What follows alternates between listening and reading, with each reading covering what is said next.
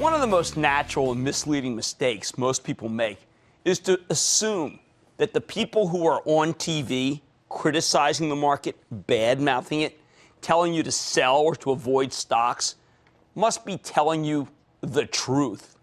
Wrong. Don't assume that commentators who dislike the market are any more honest or any less self-interested than those who talk up the market or talk up individual stocks. Whenever we hear someone touting a stock on television, we instantly accept the idea that they own it and treat everything they say with a healthy dose of suspicion. At least after this vicious bear market, we have learned that much. But we hardly ever reserve that level of skepticism for people who badmouth the market. More often than not, investors will assume that people who criticize the market either don't have an agenda or must not be pushing one. Why? I mean, if they're negative, they must be pure. To most people, expressing a negative view of the market is a way of automatically bolstering your credibility. To me, as someone who brought in about half of the profits at my old hedge fund by shorting stocks, this attitude is totally surreal. People who criticize the market on television or in print are not necessarily trying to help you. When someone says they like a stock, they're immediately branded a tout. But when someone says they hate the entire market, how often do you think, hey, wait a second, this person might be shorting the market or might be underinvested in it and is hoping to knock down stocks so that he or she can get a better price for them? It's easy to recognize that many investors need stocks to go higher. But perhaps because the idea of shorting stocks is less familiar to most people, sell, it's much less common to make the connection that some people actually need markets down.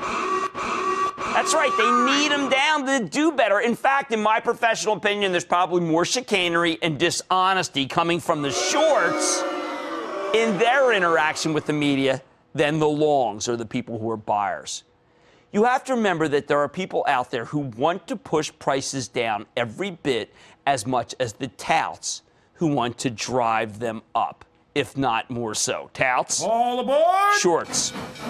The other issue is that while the money managers who come on television have to disclose their positions in any stock they talk about, they never have to tell you, I'm underinvested, so I'm lagging the benchmarks. I'm getting left in the dust by my competitors.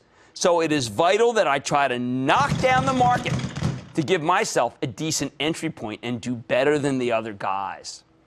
See, if these managers don't own anything and aren't short anything, there's nothing to disclose, right?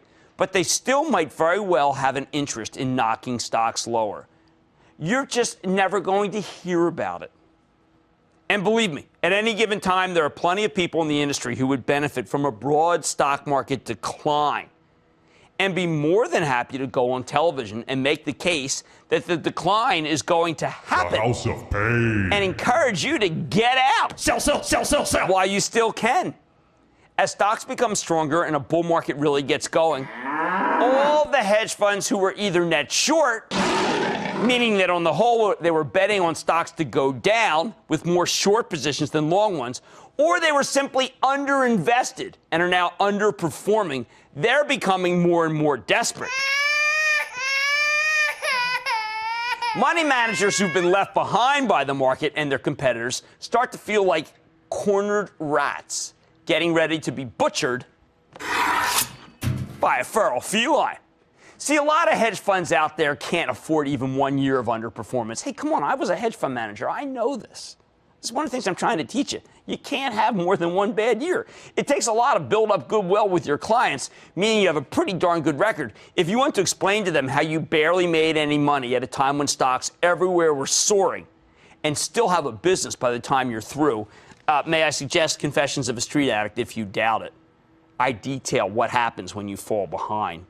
You have to be careful because when stocks are at their strongest, many of these hedge fund managers, the ones with the fewest scruples, will happily plant negative stories in the press and try to take advantage of the media to spread as much negativity as possible to get stocks down so that they can buy.